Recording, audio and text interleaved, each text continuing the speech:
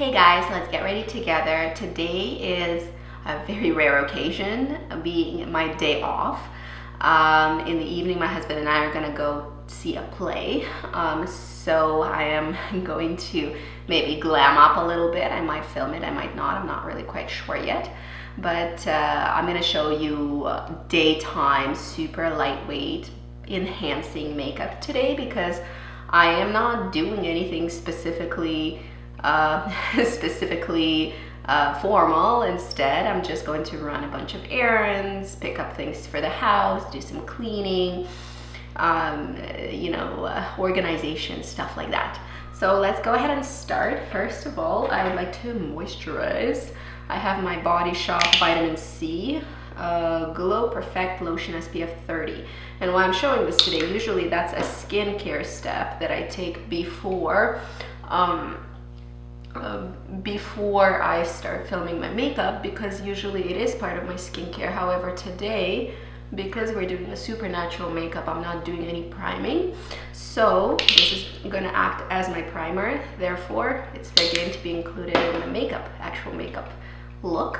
But really it's SPF moisturizer sort of duo, and that's what I like about these kinds of products. Again, I'm not going for my eye cream today. Because yet again, it's a really minimal makeup look. I am going to have a little bit of fun with it for sure. I'm going to use a Bite multi-stick, the glittery one, just to test it out, but I'm pretty sure it can give a fairly natural look, and I'm only going to use it on the eyes and see how it holds up, basically. So because of the nature of the makeup, again, we're going for a very natural finish. I'm just going to go ahead and use my Shisaedo Natural Finish Cream Concealer. And that's the only base product that I'm going to be using over top of my moisturizer. It is my skin tone, maybe a slight little bit darker. So I am going to concentrate it where I need to color correct around my eyes. And you see that I'm not skimping on the concealer, right? So wherever I need a little bit of coverage, that's where I'm gonna put it. And then we're going to use a lighter powder to help it out, but I think it's a little bit yellow for me. I mean, you can tell that it's pretty yellow for me. However, I did notice that if I sheer it out to the max, it does blend into something quite natural on my skin that I don't mind wearing. I like the texture of the concealer, but the color is just not my color. It's light medium, and I'm usually fair in everything. So what I'm doing here is really sort of dragging it around and making sure that it's well blended. So the layer that actually ends up on the skin is negligible, which is what we kind of want with a base product. It doesn't really matter what kind of a base product you use. You can use something that is very light weight, or you can use something like I like to use, like a concealer. And clearly, because of the blending, it took away all the coverage. So I am going to conceal my under eyes a little bit more, and the very minimal coverage that is on my skin now just gave me a little bit of a color to my skin, so that I do not actually have to, bronze or contour. I am, however, going to go ahead and use this guy. This is Multi-Perfecting Concealer, Hydrating Blurring Effect in a Light Warm. This is from Guerlain. Again, this is a new product, I haven't used it. Again, Guerlain people, I am such a sucker. Like, sales associates can sell me anything. Because if I'm looking at something and I'm like, I'm pretty sure I'm this other color, but they can always convince me, and please note that I'm using a very small amount and only where I need it right now. Again, we're doing very light makeup here. But if I'm like, I think I'm this pink undertone over here, and sales associates always try to convince me that I'm more warm undertone, which I am not. It's hard to tell, but my veins are actually quite blue, not green on my wrists. So yeah, sales associates always try to convince me that I should go more yellow than I think I should go, and in the end I don't end up happy with the undertones of things that people try to sell me. So now I just pray they don't come around, because I'm always like, well, you're the makeup professional, so I guess I'll listen to what you say and get the shade that you tell me to get. This one is not bad. This is pretty neutral, actually, not so yellow. It's called light warm, but this is neutral. However, I've had multiple experiences where I was sold very yellow shades and I was not too happy about it, let me tell you that. And I get home and I'm like putting it on my face by myself. I'm like, well, in the boutique it looked different. I don't know why. Do they have like magic lights there that change everything? I have no idea. I am going to leave my skin for now and move on to eyes. I'm taking my Lorac Unzipped, the rose gold one. Is it the Unzipped one? Yeah, the Unzip palette. And I'm going to take this cream shade on a fluffy brush and put it all over my lid, just to sort of even out the tone of that lid. And again, I think it looks really nice just with a wash of light shadow over the lid. And I'm kind of putting it all the way up to the brow bone usually. And it just cancels out some discoloration. And then I'm going to go in with the same brush into this unconditional color, which is a cooler brown, and just ever so slightly contour my eye socket. There's something that bothers me tremendously, and I don't know why, calling the eye socket the crease. Crease just sounds somehow kind of nasty. I don't know why. I have weird associations with the word crease. I don't mind saying the concealer creases under my eye, but somehow like I'm going to put it into the crease. It sounds so bad to me, so I don't like using it. I go for socket. So if you notice, that's what I probably prefer to use most of the time. And I know that's British English, but socket is it's just better than freaking crease. I'm going to put it in my crease. It sounds dirty to me. So that's all I'm doing. I'm just sort of diffusing that shade. I'm not doing anything significantly interesting on my eyes. Like I said, this is enhancing kind of makeup, not anything that's geared towards glam or creativity. We're not doing that here. We're doing super basic. So that's what I'm all about. Now I'm going to grab this little guy. This is a Real Techniques liner brush, or fine liner brush they call it.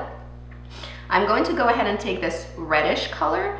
It's called Unbridled, and I'm going to put it on this little crease shade, on this little liner brush, and I'm going to just go very close to the lash line and place it in a diffuse kind of pattern just at the lash line.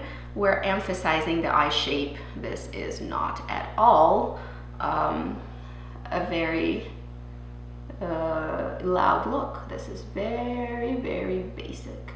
And this kind of look, I'm going to show you how I amp it up for the evening when we leave. I think it's going to be a fun video to go ahead and double up and do like a daytime transitioning to nighttime look, because that's what I do. I don't like take off all of my makeup and start over. I like to just add a little bit of stuff and then it becomes evening time makeup. So this is going to be sort of an accent color today. Very, very pretty. Nice little definition to the eye. And I don't think you really need on day-to-day basics any more than that, quite honestly. This is enough to make you look pretty, but you don't need a statement every day, you know what I mean? Like, just leave that to the rest of your look. And like I said, I wanted to try the multi-stick, and today I'm going to be trying this by Beauty Prismatic Multi-Stick in Pink Pearl. And so that I'm just going to warm up onto the tip of my finger, and it's a pretty pink glitter. And I'm going to actually tap it over my lid, because I want to see what's up with this. I've been kind of testing it a little bit here and there, and it's a fun little product, but only for cream product lovers, because it doesn't quite set entirely. And that is going to be the bright part of our entire look today. I think it's quite fun. We can also tap it in the middle of the lower lash line as well, just to have a little glitter accent. And again, you can do as little or as much as you want with this kind of a product. For me, I just want to test it. I wouldn't normally wear glitter for an everyday makeup look. So this is quite natural so far. I think it's time to do a little bit of eyebrow action. I am going to take my Bellapiere Cosmetics loose eyebrow pigment, and this is called Ginger Blonde. I have been enjoying this a lot, especially with my lighter hair. Somehow this is a really good match, color match for my eyebrows. I'm gonna take the mirror from my Lorac palette and lightly, diffusely fill in the brows. We're not, again, trying to make statements here. We're just trying to do a everyday pretty makeup. Pretty makeup is the tagline for today. Just wanna look pretty. What kind of makeup do you like? I really love watching the creative makeup that people come up with on YouTube. It's so fun to watch, and I think it's super cool. But quite honestly, I do not have a lifestyle or a personality to wear like full face, and with creative makeup you kind of have to do full face for it to look good. Like full face of pretty significant amounts of makeup that is very loud and attention grabbing on the everyday basis.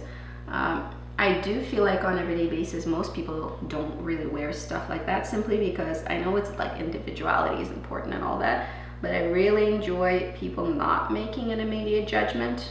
Of course people judge each other all the time, but like not making an immediate judgment about me by just taking 1 second look at me.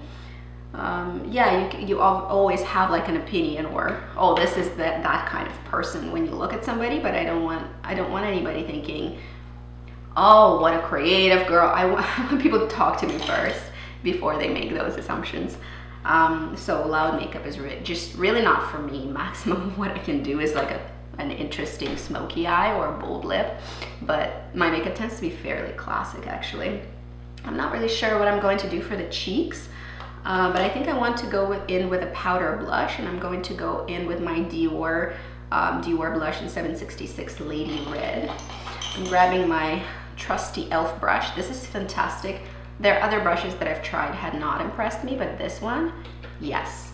It's not the softest or the best quality, but for the price, I think it's really, really good. Mostly not really because of the bristles themselves, but because of the shape of the brush. I think it's a perfect shape for makeup application in general. You can just do whatever you want with it. It's really nice. I like to use it for blush, at least right now. So I'm just adding a little bit of color to my face. I'm not going to bronze, but if you take a close look, and I'm gonna zoom in later, there's barely any coverage on my face at all. Like you can see every freckle, you can see all of the imperfections, and it's fine. Like in daytime, I'd rather have barer looking skin than to have caked makeup for sure. So I generally day to day prefer a fairly natural kind of look with very little base. Or at least kind of base that is not really noticeable, and that's what I enjoy. But obviously to each their own. Let me know, do you like really transparent base like I have, or do you prefer more full coverage that obviously you can still see? And don't fool yourself. If you're wearing full coverage foundation, it's noticeable, which is it's okay. It's good to say that okay, I like full coverage foundation, you know what I like, you know what you like, and that's great. But I think it's really quite unfair when makeup brands are like, this is full coverage, it's going to give you a blank face, but it's super natural and looks like skin. I'm like, full coverage does not look like skin. It's not supposed to look like skin. That's why it's full coverage. You're not supposed to see your skin through it. That's the whole deal. Yes, it can have like a more natural looking texture, but it's never gonna look like skin. So it bothers me when makeup companies go ahead and make those claims, because they are simply untrue. They cannot be true, and it's okay for people to not look like they're not wearing makeup. Just, yeah, it's odd. I'm going to go ahead and add my highlighter. This is a cream highlighter by Illamasqua. It's called Cream Blusher in the color Lies. I've been talking about this to death. I am going to apply it with a beauty blender. Since we didn't powder, it should lay nicely over skin, and it does. It's magic. It's not magic, it's cream. Creams do that. It's a very pretty natural highlighter, and although you can build up quite a glow, which is what I'm doing right now, but it's going to sink into my skin with time and not be as apparent, simply because I have dry skin and the cream products really sit nicely on it and sort of soak in. And I'm used to it. That's kind of how cream products work on me. So adding just like a sheer layer of glow all over, but mostly concentrating on the cheeks. And you can see that that's really the feature of today. That's going to be the glow. Now we're going to go ahead and do lips. And for lips today, what am I going to do for lips today? And for lips today, I'm going to go back into my multi-stick. You know what? I'm going to see how it wears on the lips. Again, glitter, not the most natural look, but the color is so demure and the glitter is so fine and not tons noticeable that I think it's okay. We're gonna see how it wears. I don't know if I would go in with it onto the cheeks with that guy, because it's a little glittery for that. So no cheek action for this particular multi-stick, but on the lips it's nice and creamy. It doesn't bother me. I don't think the glitter is gonna dry me out. Looks not quite metallic, but it has a sheen to it for sure on eyes and on lips. So I think all we need to do is add a mascara. I'm gonna try out a mascara on camera today, and this is the first time I'm trying this. It's Burts Bees Nourishing Mascara, 100% natural, which is obviously why I've purchased it. It has a plastic bristle wand. Let's see what it can do for the lashes. Okay, I'm not going to review it right now. I'm just going to show you the application because I want to try it out and see how it wears. For me, it's very important that a mascara stays and does not flake or smudge.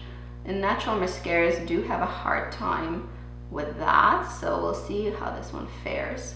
So far, I'm not mad at it. First layer is not a wham bam, thank you ma'am, but it's decent and it's nice and separating. It's the kind of lash that I like. I do not like clampy lashes.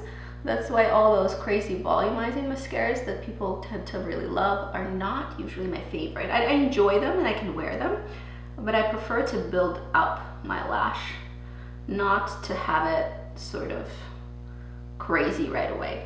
It's a little scratchy, that one, not the softest and nicest against your eye, so I like to wiggle right to the base of my roots of the lashes, and it does scratch a little bit, but not enough to bother me too much. I think Tarte Ice Camera Lashes, that one has really pokey little teeth, but this one is tolerable. Yes, you can feel it, but it's tolerable. We're gonna see really well if it smudges because I am putting it on my bottom lashes. So I'm gonna give this slightly wetter mascara a chance to dry a little bit, go in for another dip. This is my second dip, and try to build up, see if it builds on itself. And it does. Okay, it does give me pretty lashes. Can't say that it doesn't because it does. Very separated. This is not super voluminous, crazy, and like, you know, party lashes. And if you like really voluminous or clumpier lash, this is not for you. This is quite separating. So I like the result. We'll see how it wears. I'll let you know later. I'm going to quickly fix up my little boo-boo here. And that's the face and makeup for today. I hope it was fun for you to get ready with me. This is the complete face. It's pretty. It's a little bit less natural than I anticipated doing today, mostly because of the glitter on the eyelids and the lips. But I am very curious about that multi-stick, and I do think that it's quite natural. Like it's fairly natural. Anyway, that's it for today, guys. See you later.